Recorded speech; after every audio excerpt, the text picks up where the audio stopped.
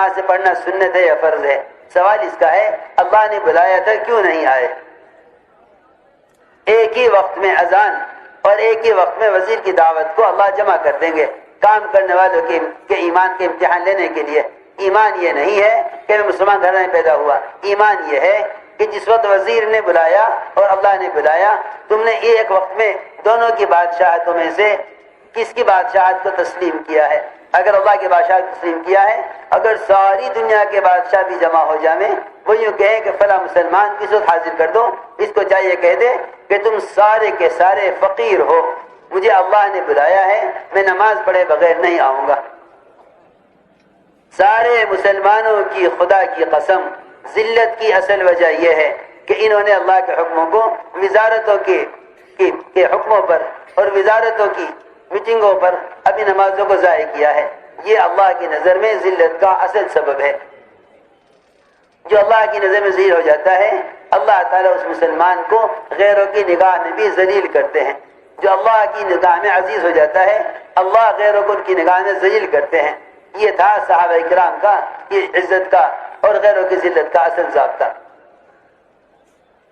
ابھی ہم کیا بتاؤں، کام کے اعتبار سے بہت ہی پیچھے چل رہے ہیں۔ ابھی تک سخت قدم اٹھانے کی استعداد نہیں پیدا ہوئی کہ اذان پر یہ قدم اٹھاوے مسیح کی طرف۔ کہہ دو وزیر سے اگر اللہ تمہیں مطلوب ہے تو کلمہ پڑھ کر مسجد میں آ جاؤ، اللہ مطلوب نہیں ہے تو انتظار کرو، ہم نماز کے بعد آئیں گے، ہم نماز پڑھ کر آئیں گے، انتظار کرو۔ اگر مسلمان نے غیروں کے ساتھ میٹنگ رکھ لی اور اس درمیان میں کوئی نماز ضائع ہو گئی یا اذان پر میٹنگ چھوڑ کر مسجد میں نہ گئے، خدا کی قسم اللہ تعالیٰ ان سب کو غیروں کے حوالے کر کے رہیں گے، ان کے مطالبے کبھی پورے نہ ہوں گے، اللہ انہیں غیروں کے حوالے کر کے رہیں گے کہ جب ہم نے مسجد میں بلایا تھا تم نے وزیر کی میٹنگ پر ہماری مسجد میں ہماری عدالت میں آنے کو مقدم کیوں نہ کیا؟ اگر یہ کر لیتے ہم ساری وزارتوں کو تمہارے پیروں میں ڈالتے، یہ تمہاری خوشامد کرتے۔ تم نے نماز کو ضائع کر کے ان کی وزارت کو ہمارے مقابلے میں تسلیم کر لیا ہے۔ یوں کہتے ہیں نماز جماعت سے پڑھنا تو سنت ہے، فرض نہیں ہے۔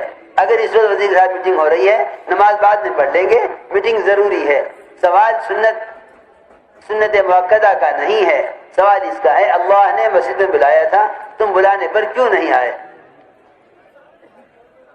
لوگ سمجھتے ہیں اذان اعلان ہے، اذان اعلان نہیں ہے، اذان دعوت ہے، اللہ نے بلایا ہے۔ ایک صحابی نے آ کے عرض کیا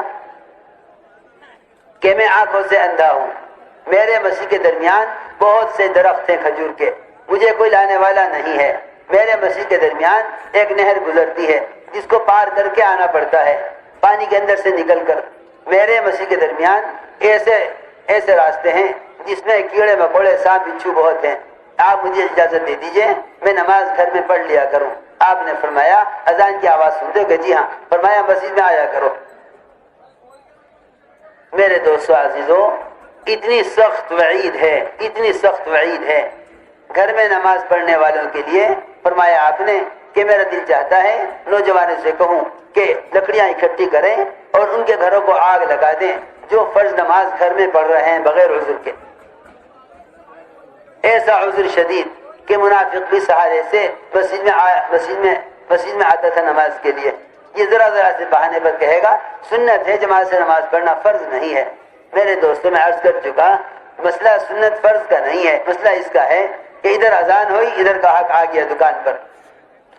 اللہ تعالیٰ دیکھ رہے کہ میرے بلانے پر آتا ہے یا گاہک کے تقاضے کو پورا کرتا ہے۔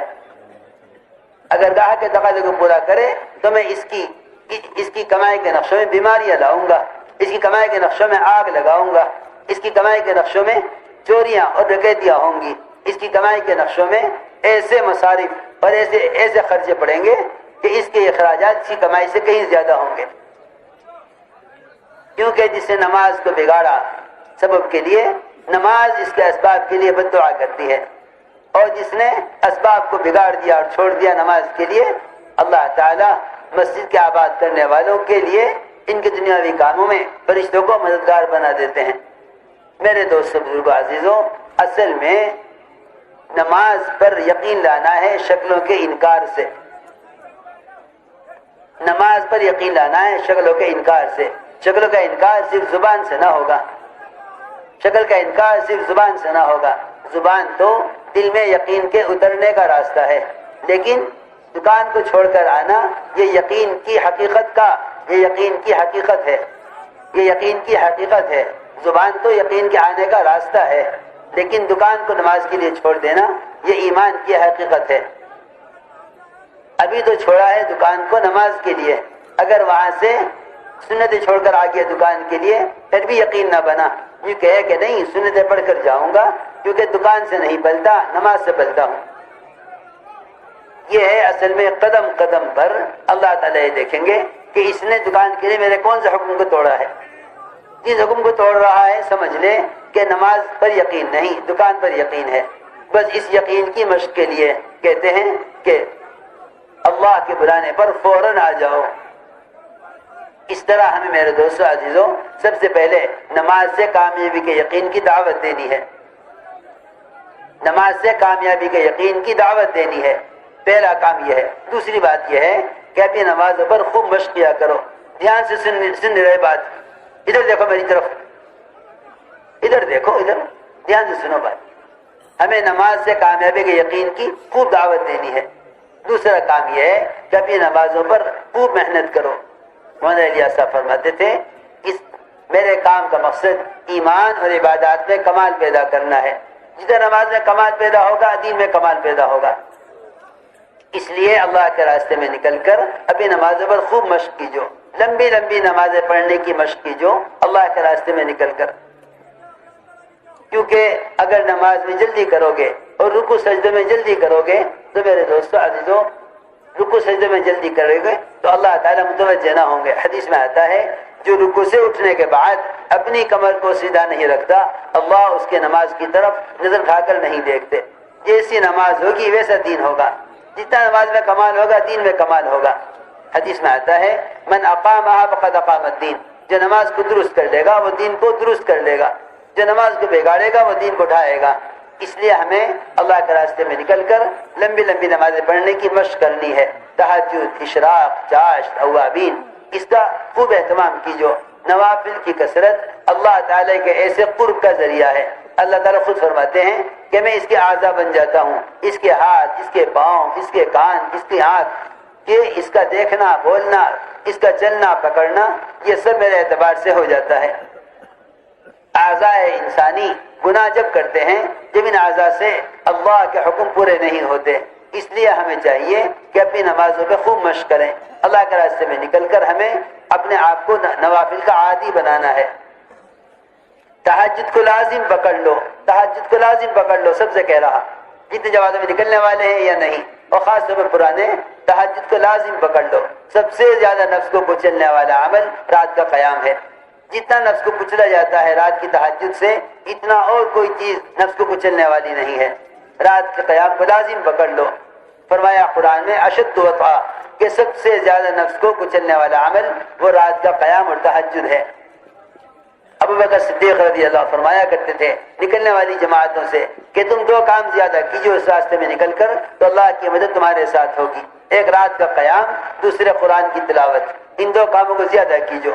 اس طرح ہمیں تہجد کا بہت اہتمام کرنا ہے۔ نوافل کی کثرت سے گناہوں کی نفرت پیدا ہوتی ہے، کیونکہ نوافل کی کثرت اللہ کے قرب کا ذریعہ ہے، اور اللہ کے قرب سے گناہوں سے دوری ہوگی، اور اللہ کی دوری سے گناہوں سے قربت ہوگی۔ اس لیے گناہوں سے دور رہنے کے لیے سب سے آسان راستہ نوافل کی کثرت ہے۔ اس طرح ہمیں خوب اہتمام کرنا ہے نوافل کا۔ میرے بزرگ دوستوں عزیزوں، اعمال کی قیمت دلوں میں اترے گی جب اللہ